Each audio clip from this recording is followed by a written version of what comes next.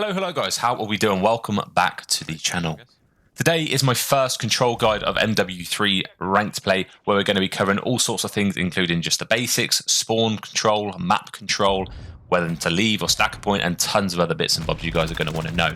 Now, if you're already a genius at controlling, you know that all there is to know, stick around for the gameplay, because I go 36-11 with the sub on the map. So it's an absolute banger of a gameplay, even if you're not here for the tips and tricks for control. So we're going to kick off with the basics. Obviously, you can feel free to skip ahead to the parts you find more useful, but kicking off with the basics, you have 30 lives per team and 2 points to either capture or defend. Defense is usually deemed easier, but in offense, you can either win by capping both points or killing 30 of them before they kill 30 of you, obviously, because there's 30 lives per team. On defense, you can win by not letting the enemy capture the objective within the time frame without dying 30 times. So that's why generally defense is deemed a little bit easier. It's a little bit, you just have to sit and hold a pre-aim for the most part. There are 3 ticks per point. So there's 3 ticks to capture A, 3 ticks to capture B. So there's 6 ticks in total to get per offense round.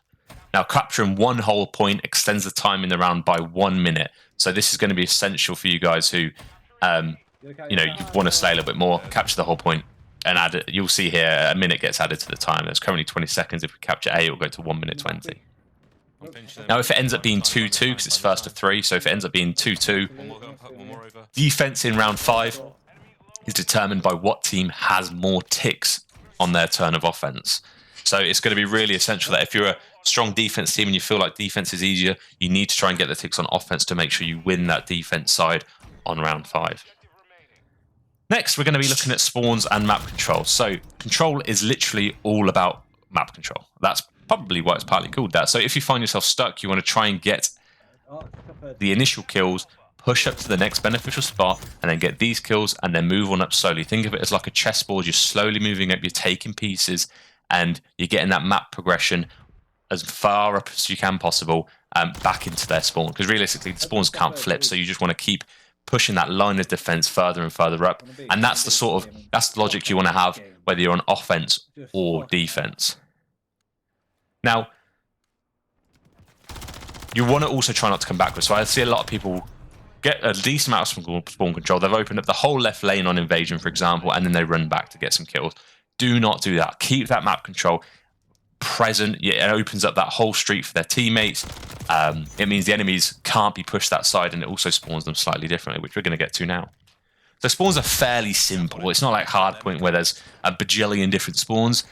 Generally speaking, if you push one half of the map, they'll spawn the other. So, for example, on invasion here, if you push up to the convoy, they're likely to spawn near ice cream. So great to do that if they only have A to capture.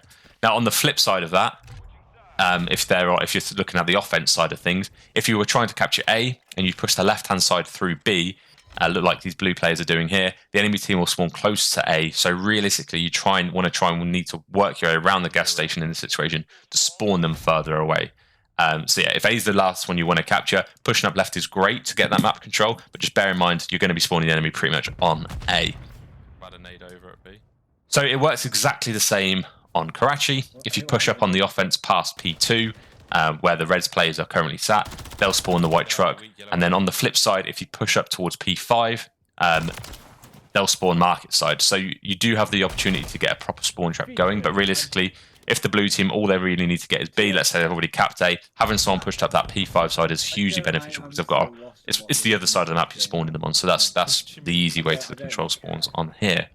Now, you can get into a proper spawn trap like what we're seeing on the display here, but you don't want to be pushed up too far. So you can see here you've got number 3 in red, pushed up P5. You've then got number 2 and number 4 sort of top third, top broken, and they're blocking that market spawn as well, which basically just spawns the blue team even further deep into their spawn. Now, on Harrz, surprisingly, it's exactly the same. So if you push up the right-hand side like number 7 is just here, they're going to spawn back left. And that's probably the most likely spawn they're going to have for most of the round because it's the safest spawn they can have. Obviously, if you push up left, they can spawn right, but you don't want to push too far. So what can happen if they push too far? For example, on Harrz, let's say number 5 gets a bit overzealous here and decides to push into their spawn. A spawn, bottom of their spawn opens up. You can see the little orange circle. That's on the lower end of the map. and it basically just gives them a free run to the bottom for completely free. So just be very careful if you've got super aggressive teammates, just to watch that door opening, because they can run there.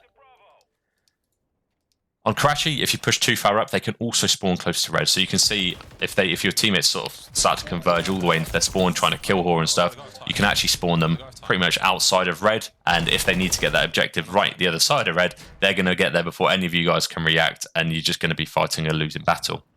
And then similarly on invasion, if you push too far up towards the palace, it opens up a convoy spawn, and in which case they'll just spawn convoy. And again, if all they have to get is A, you're opening that whole side of the map up for them, and they're not going to spawn palace anymore because you're too far in palace, basically. It generally takes more than one person to be pushed into a spawn to flip, so if you've got someone already being really aggressive, try and pump the brakes a little bit, and learn to pull back as much as you can.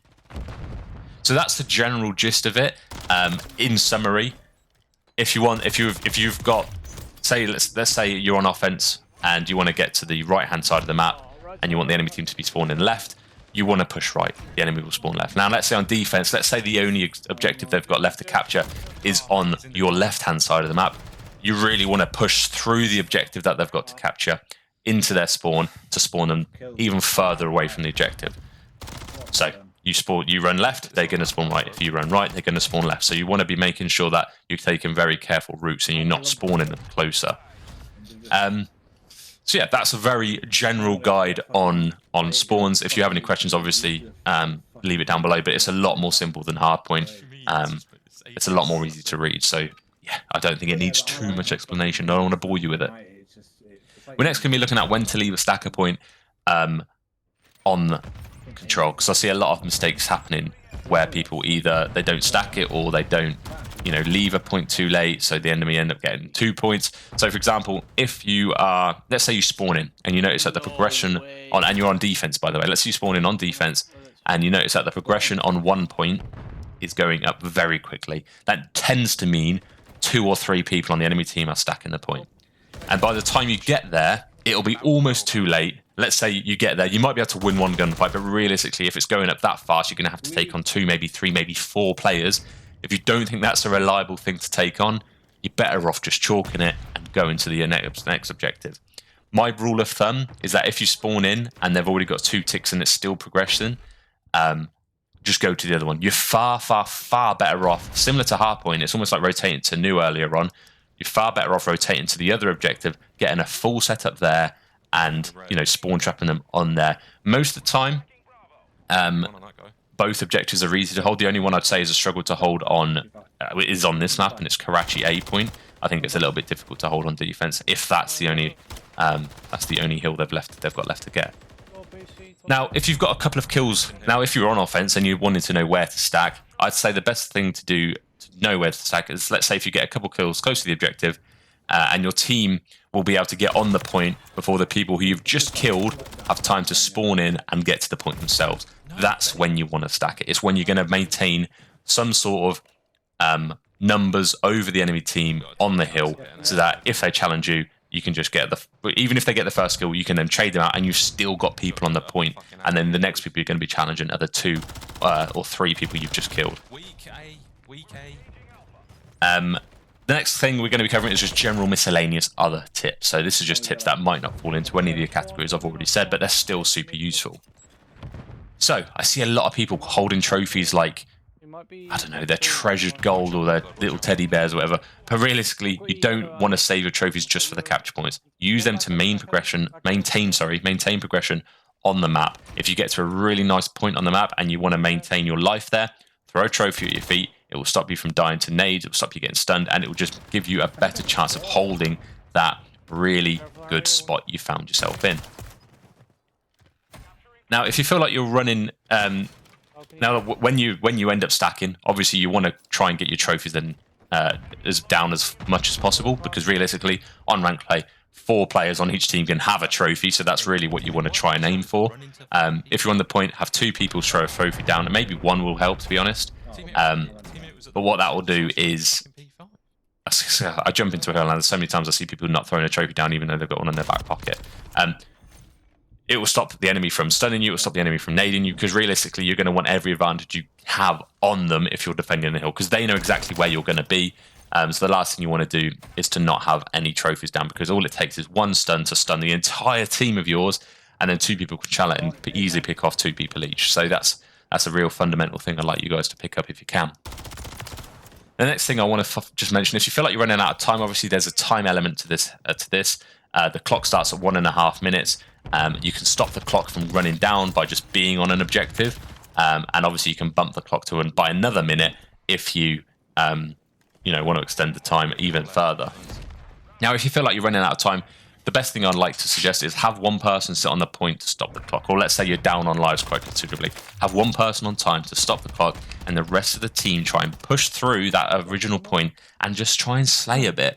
This will slow the enemy down and give you more chance of winning based on lives, as essentially the round will last longer if you have a teammate on the point. You can realistically, if you only have one person on A, the round can last 5 minutes easily, just because obviously the time does stop when you're on the objective. So yeah, that's pretty much going to do it for the tips and tricks. Obviously, if there's anything I've missed. If there's anything I've missed, feel free to drop it down in the comments for those of you who still want to learn a little bit more, because obviously I'm thinking of this sort of on the. I've got a little bit of a script, but there's some things obviously I'm going to miss. So if there's anything you guys want to, point out to the other viewers of the channel, feel free to do so. But for the rest of the video, I'm actually just going to commentate on my thoughts of what I'm doing here. So as I mentioned on Karachi, I've pushed up this left side, which is going to be spawning the enemy. It's going to be doing 2 things, actually. It's going to be spawning the enemy that have right-hand side of the map, which is obviously more beneficial, because I can then just tell my team, all you really need to watch is the mid-cut and mark it. But what I'm also doing here is I'm not letting them get to red. The only way they can get to red and therefore get to B is by pushing through middle. So it's a really advantageous spot to obtain. And realistically, you can do this with a sub or an AR. As a sub, you probably have to try and be a little bit more credi, which is what I'm trying to do here. I'm trying to go from corner to corner, as you can see. But yeah, realistically, that guy's just been beamed, by the way. Realistically, as has that guy. Realistically, you just want to try and sit in the corners and just be unpredictable. Whereas with an AR, you can sit on multiple headies there and just watch them cross out of their spawn. So I've pulled back because I've noticed my teammates need a little bit of support on the hill here. There's one guy capturing it. He's stopping the time. He's doing God's work right there for the enemy team. And I know I said you don't want to pull back for that map control, but realistically, if that guy stayed alive any longer, would have probably been in a little bit of a sticky situation. So I was in the best place to back up. So that's why I did so. Obviously then calling the streak, which I've managed to obtain just by slaying. Yeah, this poor guy tried to get away. I don't know how if you didn't hear the streak notification, but I'm just trying to hold this map control like so. I noticed there was a guy pushed up towards me when I was calling the streak, which is why I sort of knew he was pretty much close to me. And again, you can see here, I'm pushing the spawn back out. I'm trying to get him to spawn as far away as possible, yet again. And then we win the map. So there it is, 36 and 11, by the way. There's 5 captures. I want to say I'm doing it all, but obviously it's a team effort. So I hope you enjoyed the video. Obviously, if you have any questions, leave them down below. And yeah, enjoy the rest of your day. Ciao for now.